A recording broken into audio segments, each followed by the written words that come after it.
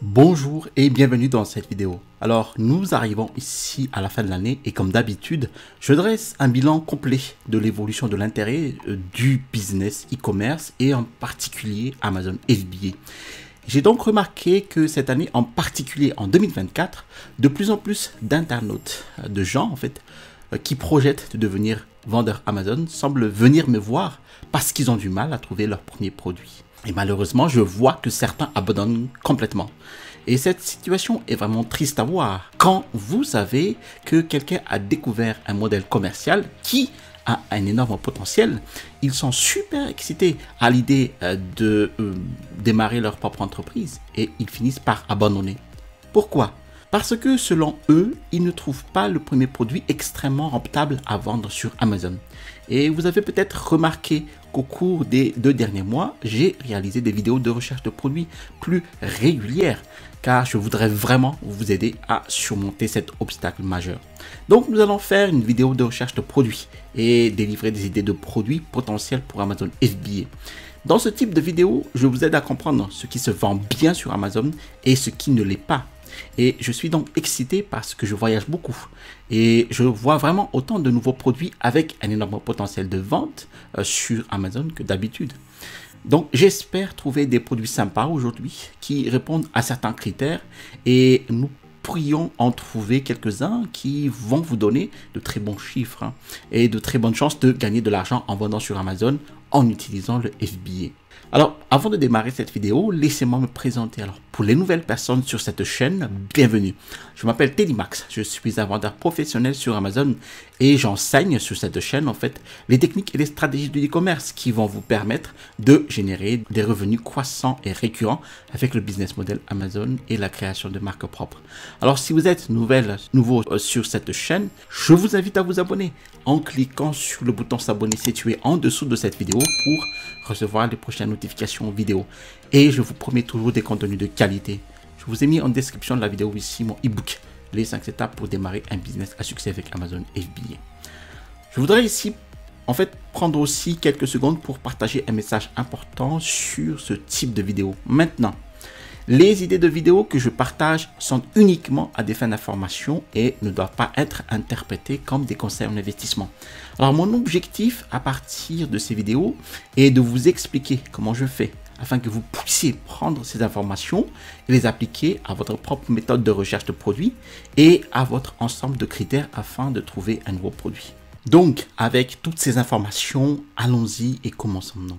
Je partage ici mon écran avec vous afin que vous puissiez suivre et que nous allons y entrer. Alors, très bien. Donc, d'abord, les applications web.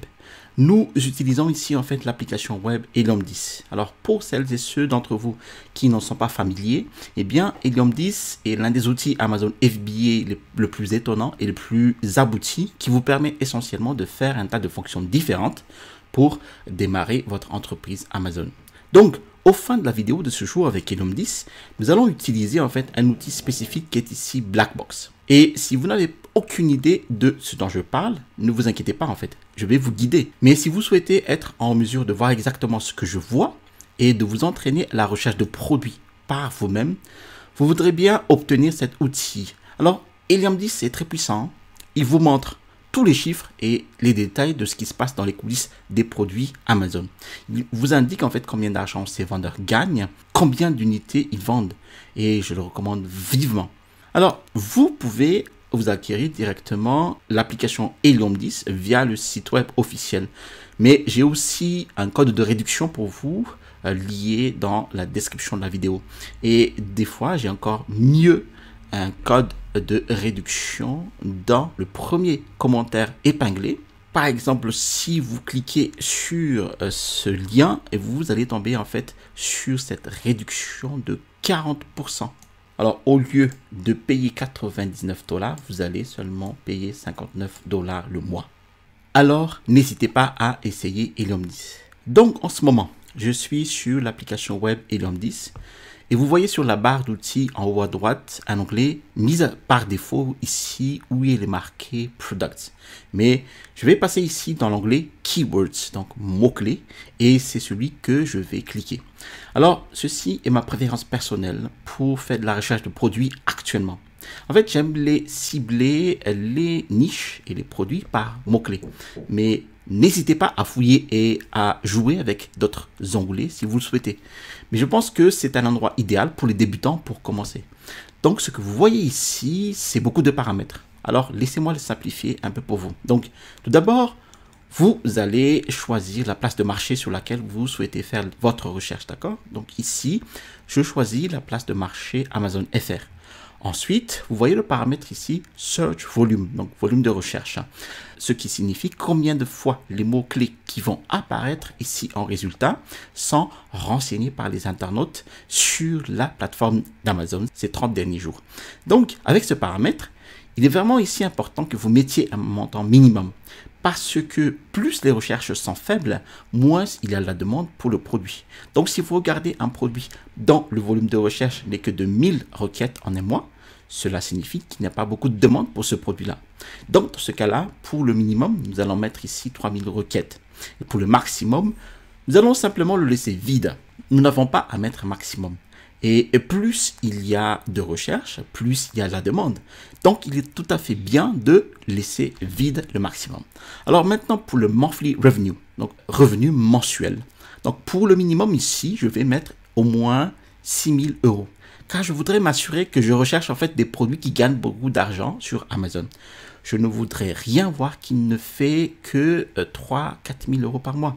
Car après les frais, après les dépenses, cela ne fera qu'à peine 1000 moins 100 de 1000 € de profit mensuel. Nous voulons en fait que vous connaissiez des chiffres plus substantiels. Donc, je vais mettre ici 6000 € pour le minimum. Et pour le maximum, en fait, je vais simplement mettre 40 000 ici. Soit dit en passant, les chiffres que j'utilise lorsque je fais de la recherche de produits ne sont jamais figés ou spécifiques. Vous pouvez toujours jouer avec ces chiffres en les modifiant à votre guise, mais il faut toujours garder les règles fondamentales. La demande, le prix, la concurrence, etc., etc. Donc, les revenus mensuels ici, nous ferons juste en fait 40 000 comme maximum. Et pour le prix minimum, en fait, nous voulons au moins 15 €. Un produit à prix moindre sera difficile de générer un bon profit, car les frais Amazon, vous savez, pourraient rogner littéralement les marges. Et nous fixons un prix maximum à 50 €, d'accord? Et puis, pour le review count, nombre d'évaluations, nous mettons ici un maximum, donc nous allons mettre 300.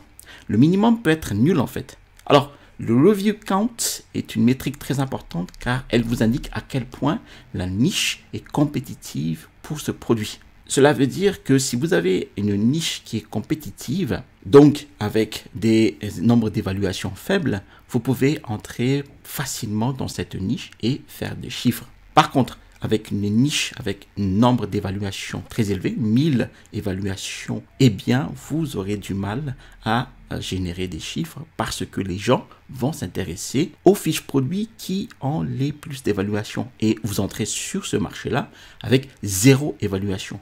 Vous aurez des difficultés à intéresser des internautes, des futurs clients. On me le demande souvent, en fait, pourquoi on fixe un maximum de 200, 300 sur le review count. Alors, j'aime bien le préciser ici.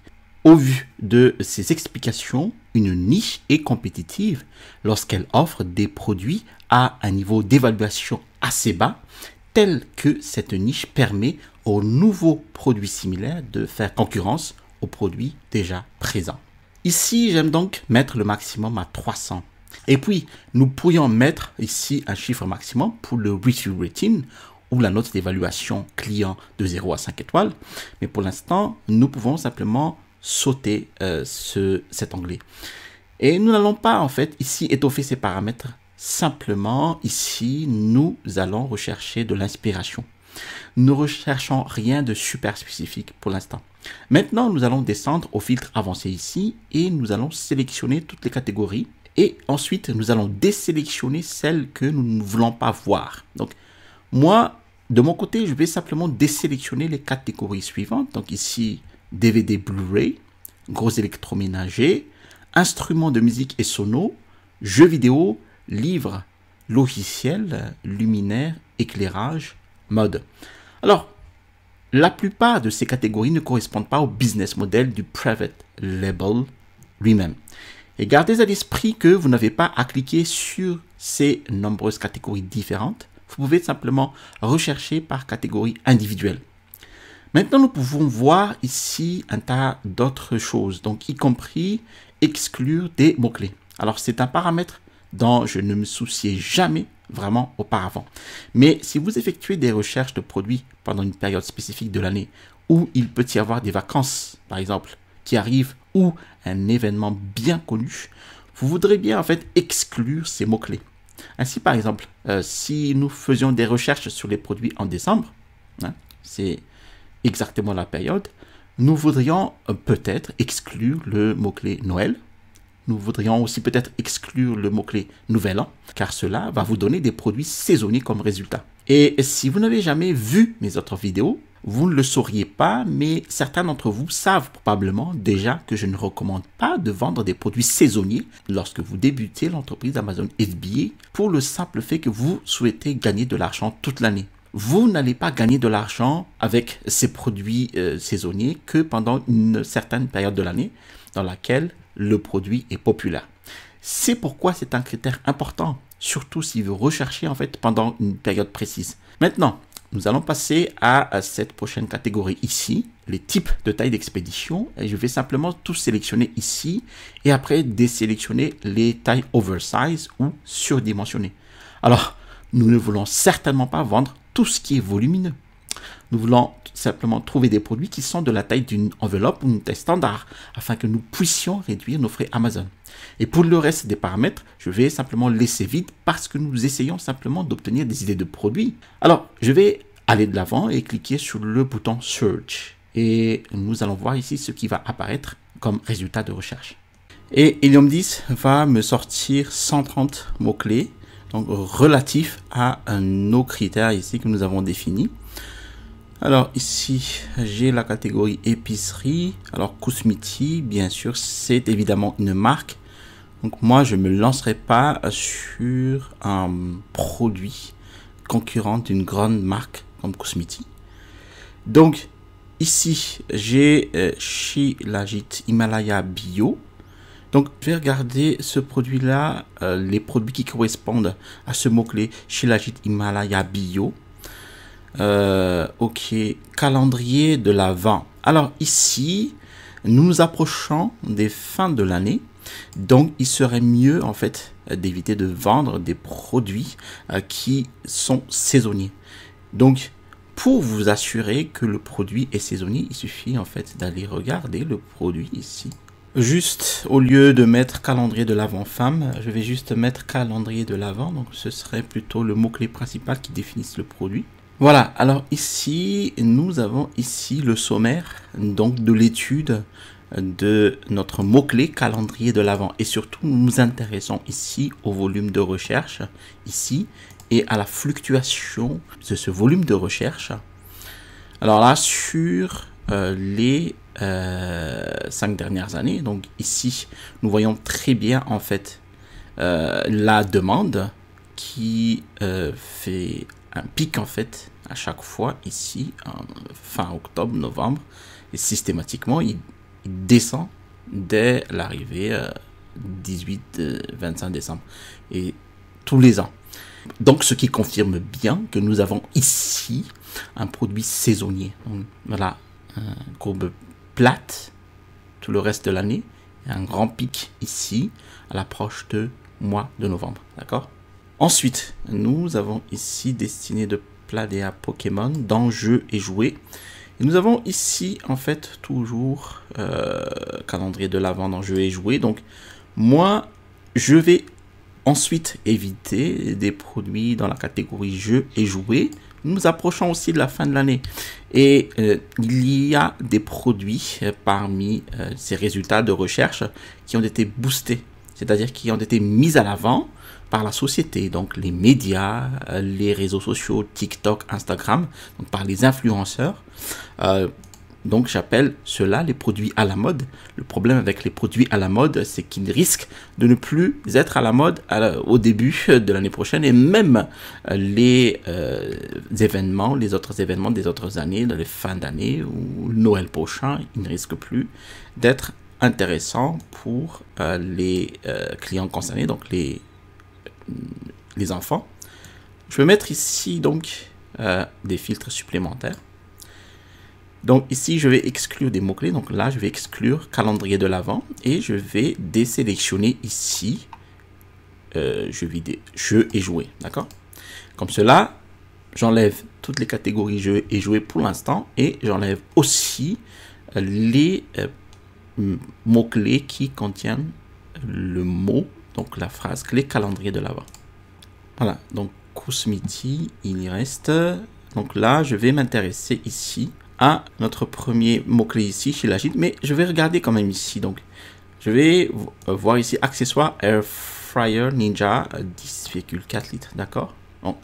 Alors ici, nous avons en résultat de recherche un volume de recherche assez élevé pour notre Marketplace Amazon France. Je regarde ici, j'analyse le volume de recherche.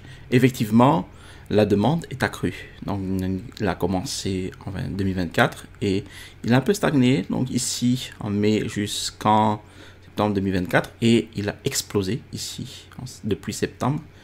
Et puis, ça reprend en fait en volume de recherche assez élevé. Ici, 5000 requêtes mensuelles. D'accord. Alors, je regarde ici. Donc, ce serait la moule en silicone qui va être utilisée donc pour cet appareil hein, ici. Donc, le Ninja Foodie Flex. D'accord. Donc, je dois cliquer dessus sur le choix d'Amazon. J'analyse un tout petit peu donc la page principale. Donc effectivement, donc c'est une moule en silicone air fryer qu'ils disent, donc qui est tributaire de cet appareil, donc qui s'appelle ici, alors je regarde l'appareil, Ninja Foodie Flex, d'accord. Donc je regarde ici le Ninja Food Flex, ceci là. Voilà, donc ce serait cette friteuse, entre autres, donc voilà, c'est celui-ci. Cela veut dire que les ventes de cette moule en silicone dépendent des ventes de cet appareil Foodie Flex Drawer Air Fryer, d'accord? Donc, si jamais cet appareil n'est plus, entre guillemets, à la mode, hein, peut-être parce qu'il y aura un appareil plus performant sur le marché, les ventes de cet appareil baissent, et bien, a fortiori, les ventes de cette moule en silicone aussi baissent. Donc, les ventes, en fait, de cette moule en silicone est tributaire de celle de cet appareil Foodie Flex Drawer, cet appareil Air Fryer, d'accord? Donc, je déconseille en fait tout simplement de vendre ce type de produit qui est tributaire donc de la fluctuation de la dynamique de vente d'un produit maître. Voilà. Ensuite, nous avons ici notre premier produit, donc Shilajit Himalaya Bio. Je regarde sur Amazon. Nous avons ici donc un premier produit, donc Shilajit pur, 50 grammes. Donc c'est une résine de Shilajit Himalaya purifiée de la marque Gen & Good.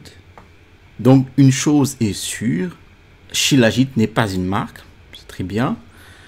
Et aussi Shilajit pur, donc c'est une résine ici, donc c'est une résine bio que les gens cherchent. Et ici nous avons bien une demande assez forte, 42 000 euros mois. Il génère. Et ici, on a simplement 102 évaluations. Donc, forte demande, une faible compétition, ici, hein, seulement 102 évaluations. Et est-ce qu'il aura une marge d'amélioration? Ce sont les 3 critères fondamentaux qu'il faudra résoudre. Donc, ici, je regarde la page produit.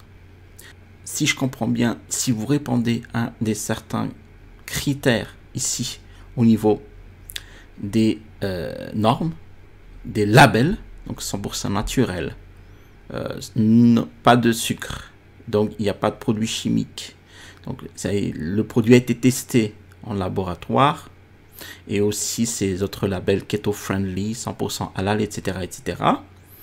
Eh bien, vous allez créer un produit qui a des gros potentiels de vente sur cette plateforme dans cette niche de Shilajit purifié bio, d'accord, d'Himalaya. Si je comprends bien, parce que je pense que c'est celui-là qui génère le plus de chiffre d'affaires. Donc ici, eh bien, on vérifie la demande. Eh bien, on a bien une demande qui est croissante. Voilà. Il y avait une petite baisse ici, mais tout de suite, en fait, il a fait une reprise fulgurante de la demande ici, septembre-octobre, ici. Donc, voilà. Il y a un besoin qui doit être répondu, en fait, ici, à la fin de l'année. D'accord? C'est un produit potentiel pour Amazon FBA. Très bien. Ensuite, je regarde ici dans l'information. Thermarite Assassin, je connais pas. Gobléon Carton, bon. C'est un produit très connu, donc je vais ici zapper. Shilajit, donc c'est le même produit que l'on a vu tout à l'heure. Lessive non plus. Ventilateur poêle à bois. Ok, ok. C'est un produit potentiel aussi. Oui, mais c'est aussi un produit qui est tributaire des ventes de poêles à bois ici, d'accord? Le problème avec ce type de produit, vous voyez ici, sont similaires, c'est de trouver en fait, eh bien, un produit qui va différencier par rapport à ces produits que vous avez ici. Quel serait le point de différenciation? Là, ils sont tous similaires. Ce point de différenciation va être difficile, sauf si vous êtes vraiment passionné par les systèmes de ventilation. Ensuite, lessive liquide, lessive gymnastique, kit cuisine enfant. Ça peut être intéressant parce que là, en fait, il y a matière vraiment à innover. Tout ce qui est déjà ici présenté dans le kit. C'est-à-dire que là, en fait, ce que vous pouvez faire déjà directement, c'est améliorer le matériau ici pour que les matériaux soient solides. Alors, c'est intéressant parce que nous avons ici un mot-clé qui est très apprécié actuellement par les vendeurs Amazon, c'est-à-dire le mot-clé Montessori, enfant, ici. Donc, ne serait-ce que ce mot-clé-là va générer des ventes, effectivement. Ensuite, je vois ici que l'on peut effectivement améliorer l'ensemble des éléments du kit ici, donc le plastique, le bois, et pour que aussi ces produits-là présentent une certaine solidité ou une certaine forme, un certain design différent en fait de tous les designs que vous avez ici. Voilà. Donc, un design, c'est unique. Voilà. Je vais regarder si... Non, ils présentent tous le même design. Vous entrez sur ce marché-là, vous présentez par exemple un design unique. Il y a déjà un vendeur ici qui commence à proposer un design assez unique par rapport à l'existant. Voilà. Vous voyez ici. Donc, il a déjà proposé ici un kit de couteau de cuisine pour enfants. C'est très bien. C'est un bon début de personnalisation, de différenciation par rapport aux produits ici qui paraissent tous similaires. C'est un excellent potentiel produit à vendre sur Amazon, justement parce que là, il y a de la demande. Énormément de volume de recherche ici pour marketplace tel que Amazon France. Vous voyez ici. Oui, alors ici, depuis un certain temps, alors ce que je remarque, c'est effectivement, c'est un produit qui a une tendance saisonnière, qui a la demande en fait vers la fin de l'année à chaque fois. Mais depuis 2024, quand même, ce volume de recherche, il est constant ici, toute l'année. 1000 requêtes. Donc, il y a quand même des ventes sur toute l'année. Mais après, il y aura un pic à la fin de l'année. Donc, votre stratégie, c'est d'améliorer donc l'existant, c'est-à-dire le kit en entier, trouver un design unique de ce produit-là, le faire entrer sur le marché vers le mois d'avril-mai, là, faire la publicité dessus, proposer donc ce produit unique et Et voilà, vous allez commencer à rafler les ventes vers septembre, début septembre et octobre. Et vous voyez cette courbe qui monte de demande. D'accord? Merci d'avoir regardé cette vidéo jusqu'à son terme. Si vous avez apprécié ce type de vidéo, je vous invite à cliquer sur le bouton j'aime. Si vous avez apprécié d'autres vidéos de ma chaîne YouTube, eh bien je vous invite à vous abonner sur cette chaîne afin de ne pas rater les prochaines sorties vidéo.